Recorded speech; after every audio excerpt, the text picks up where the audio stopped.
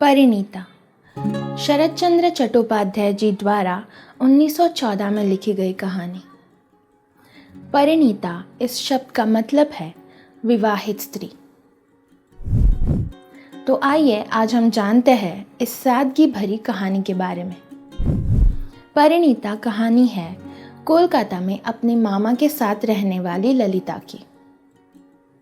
बचपन में ही अपने माता पिता की मृत्यु होने के कारण ललिता मामा मामी और ममेरे बहनों के साथ रहती है।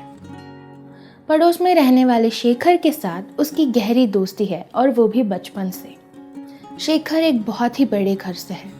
उसके पिताजी धनी व्यक्ति होने के साथ साथ रूढ़िवादी और लालची भी है। शेखर के परिवार की तुलना में ललिता का परिवार बहुत ही सामान्य है, पर दोनों को इस बात से कोई फर्क नहीं पड़ता। उन दोनों की दोस्ती इन सब बातों से परे है, बल्कि किसी और को भी इनकी दोस्ती से कोई शिकायत नहीं है। दोनों का एक दूसरे पर इतना हक है कि ललिता जब चाहे जब मर्जी बिना किसी से पूछे शेखर की तिजोरी से रुपये भी निकाल सकती है।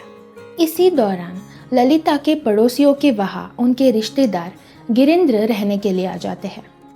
ललिता और गिरिंद्र के बीच जान पहचान बढ़ती है, पर शेखर इस बात से खफा है।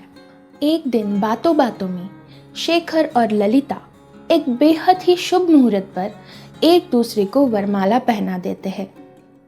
मन ही मन में दोनों एक दूसरे को पति पत्नी के रूप में स्वीकार कर लेते हैं।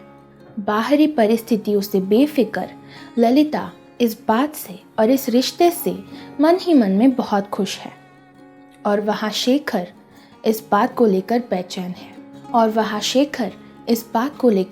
है। अपनी माँ का इलाज करने के कारण वो शहर से बाहर चला जाता है। यहाँ ललिता के घर में कुछ ऐसी परिस्थितियाँ बन जाती है कि उसके पास गिरिंद्र से विवाह करने के अलावा और कोई चारा नहीं। अब आगे ललिता और शेखर की कहानी क्या मोड़ लेती है, ये इस उपन्यास में पढ़ना बहुत ही दिलचस्प है। इस 112 पन्नों की किताब को आप बहुत ही कम समय में पढ़ सकते हैं और एक महान उपन्यास का लुत्फ उठा सकते हैं। तो एक अल्हड़ प्रेम को प्रखर प्रेम में परिणत होने की स्थिति का वर्णन करने वाली ये कहानी आपको कैसे लगी, मुझे ज़रूर बताइए और देखते रहिए बुक शेल्फ।